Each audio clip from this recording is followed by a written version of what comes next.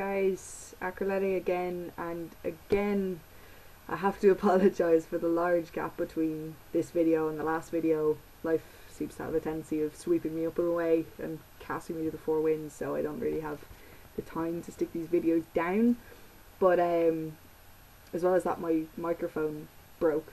I mean, it was just a Skype headset thing that was sitting on my keyboard there, but anyway, thanks Scott for letting me use this one. Hopefully it'll sound a bit nicer, or a bit more understandable, a bit clearer, whatever.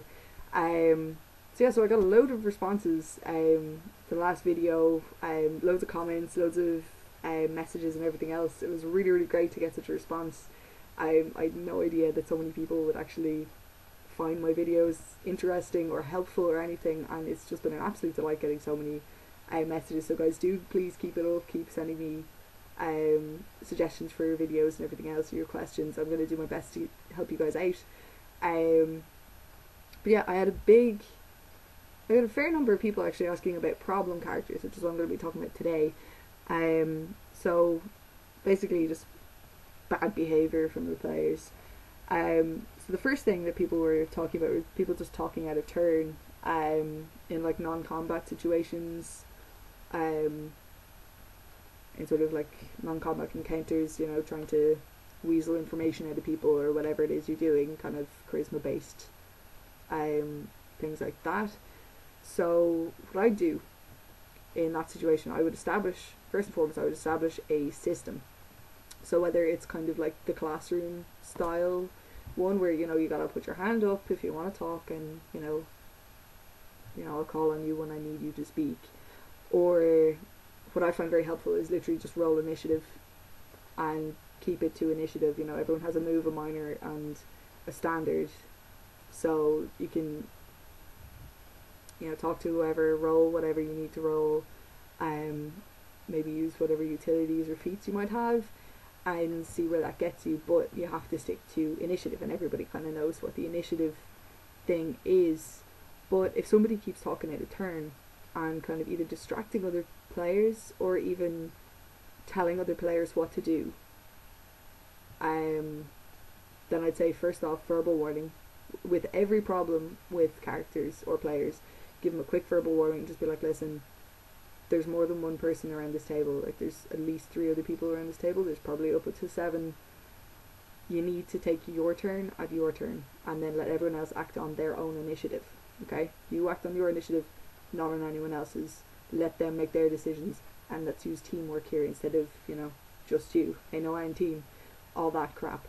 If you just say to them that the way they're having fun is affecting how everyone else is having fun, generally speaking, they'll be like, oh my god, sorry, I didn't realise that, like, you know, what I was doing was really annoying people. You know, because if in real life, if you don't stop talking and keep talking over other people and telling other people what to do and what to say all the time, everyone gets pissed off and they're just like, dude, shut up.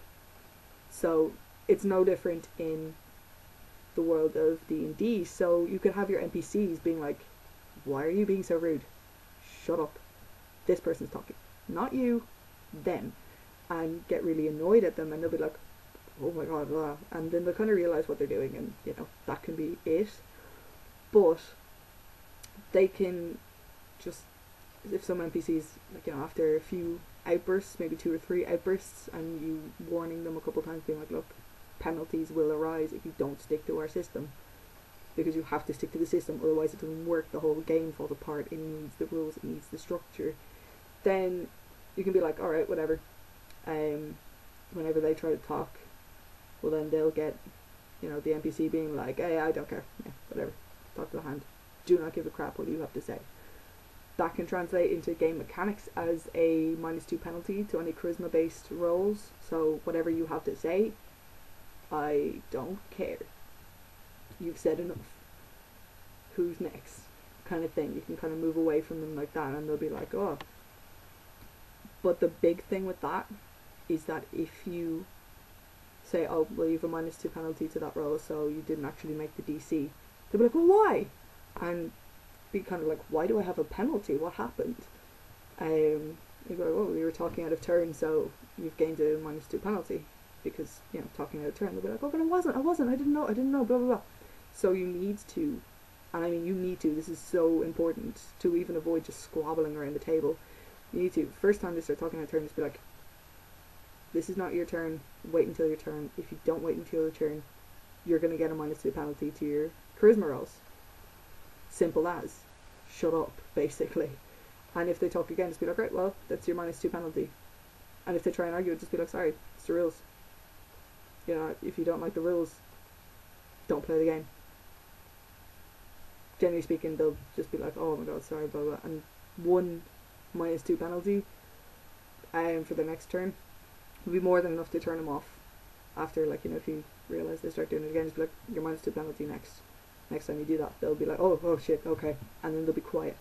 Because what they're trying to do is they're trying to win. They're trying to, you know, get through this encounter, and they think their idea is the best, so they're telling everyone their idea. But if you start giving them penalties, then that's completely counterproductive to what they're trying to do. They're trying to win as quickly and as definitely as they can. They want a really convincing win, and they want to be amazing, but they can't do that with a -2 penalty. So they'll kind of calm down and let other people their chance in the sun.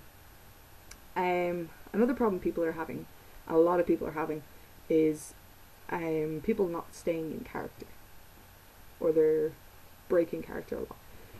So there's a few ways of dealing with this that I've tried. There's a few ways that I've seen on the internet that other people have tried, so I'm just trying to give you guys as much advice as I can in one place. What I use is the pen up rule. Basically means if your pen is just in your hand or it's on the table, then you're talking in character. But if you take your pen and hold it up, you're talking out of character if you want to ask a question or interject something or suggest something or anything like that. If you have a query about rules, or you want to ask people if they want another cup of coffee, whatever else, pen goes up, you say what you have to say, pen goes back down, you're back in character. That's the end of it. And basically, if they forget to put their pen up, the NPCs around them, or even if you could get a few of your more seasoned players to kind of get in on this and just be like, what's this Coke of which you speak? Why would I want a glass of it? And all this, and kind of be like, what? And be like really pointed in this, and just be like, what is this Snickers? Or whatever it is, and just be like, what are you talking about? Basically. Or, Hamish, why did your accent suddenly change? If you have a player who's been using an accent, or whatever else, it'll be a really sharp reminder of, oh yeah, shit, pen up. This is what I have to say. Back down, back into character. It very definitely sort of divides in character and out of character, because there's a conscious movement you have to make to switch between the two.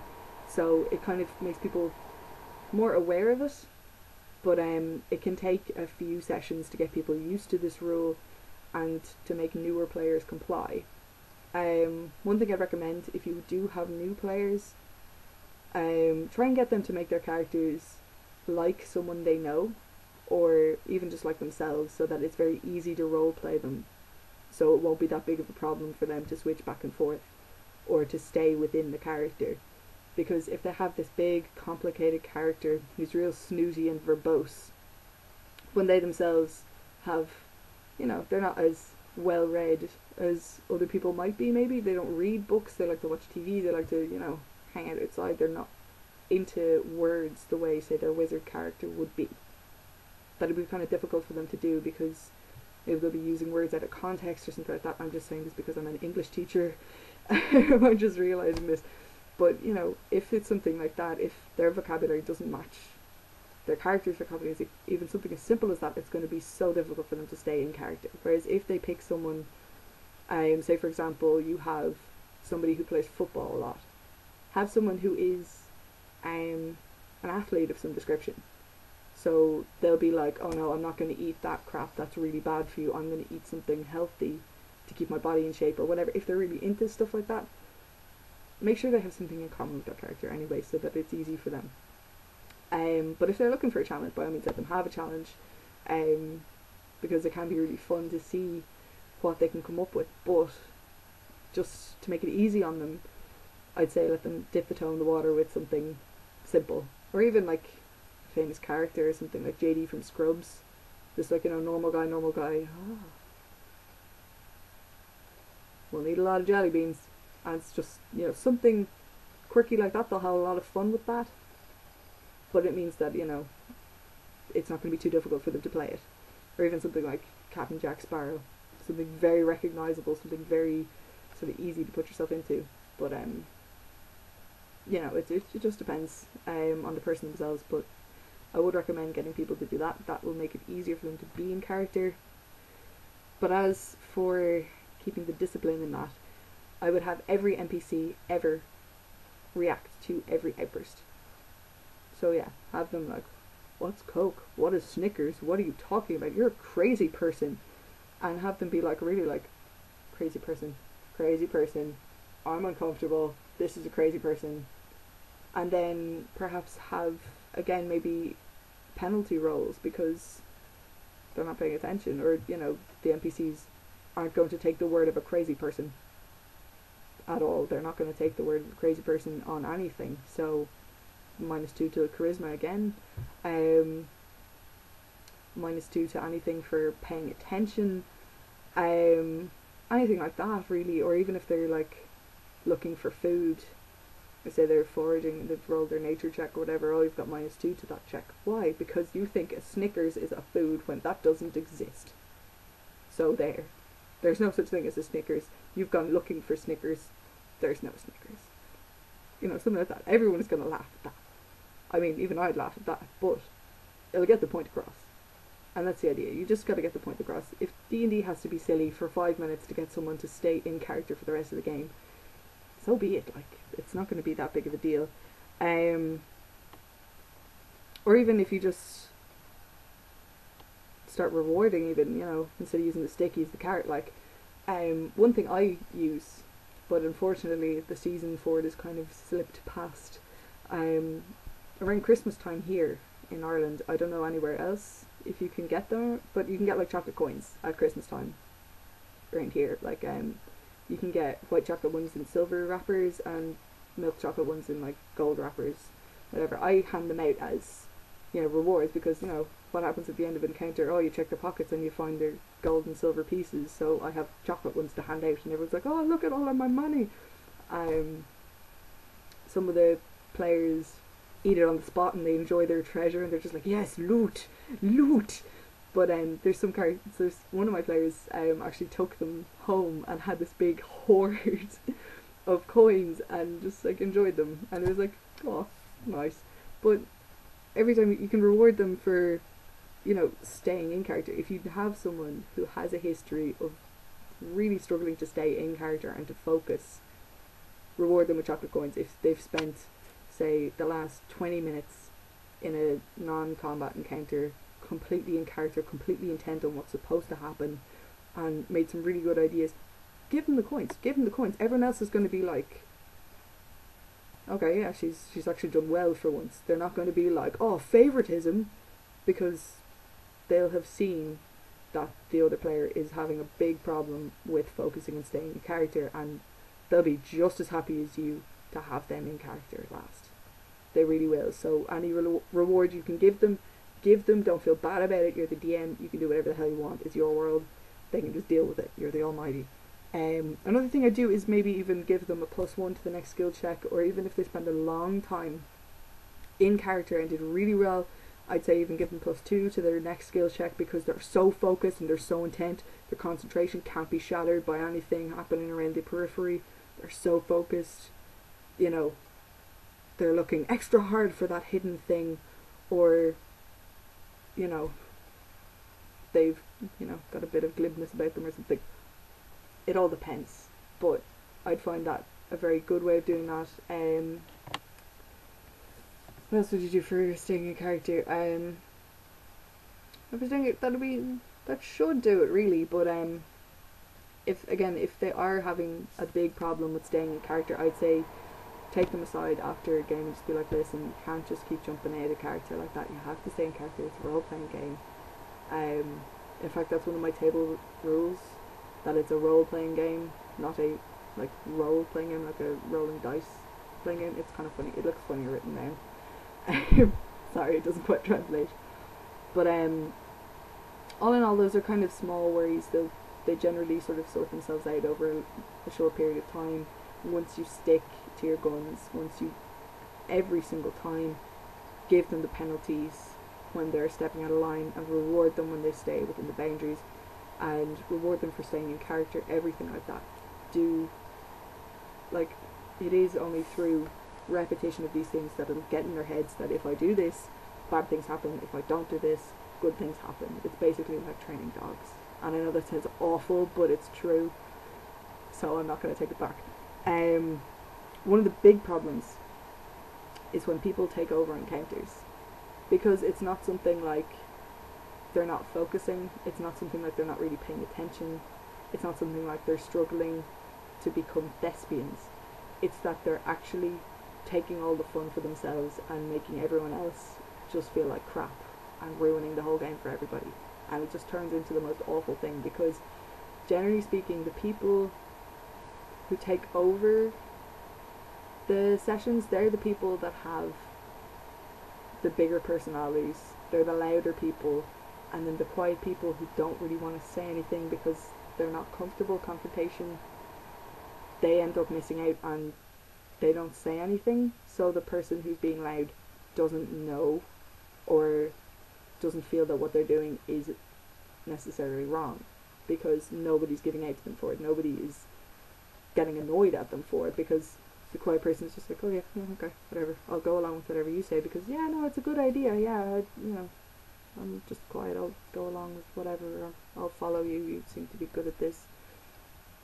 It can be a big problem, because they might not say it, but it can really kind of ruin their fun for the day, and make them feel like they're not as valid a player. And like, I'm speaking from experience here, I'm quite a quiet person normally. I'm quite shy, I'm quite introverted a lot of the time, especially when it comes to things that I'm new to. So if I was a new player in D&D, I would follow people instead of like saying my own ideas. Like, I'd have ideas, but I wouldn't put them forward in case I'd be wrong or afraid of messing up or looking stupid. Whatever it was, I would have a big problem with that, and I know that a lot of players are like that. So the louder players just take over, and the quiet players have really good ideas and might not necessarily agree with everything the louder player is saying, but they're going along with it. But at the end of the day, they still feel like, in real life, I'm so quiet, I'm not really as validated as I could be. And even in this world where I'm escaping to and having lots of fun in, I'm still quiet, I'm still taking the back bench, I'm still being walked all over. And they might not say it, but that in itself can be quite an upsetting thing to happen, and quite an annoying thing to happen, because, you know, in this world, I'm not me. I'm not me. I'm Aquilette. She's really cool. She's, you know, a mage, and she's all like weird and hyper, and she does all this stuff, and she's really kooky and fun, and she's still getting walked all over just like I am. That in itself can be absolutely heartbreaking. It really can.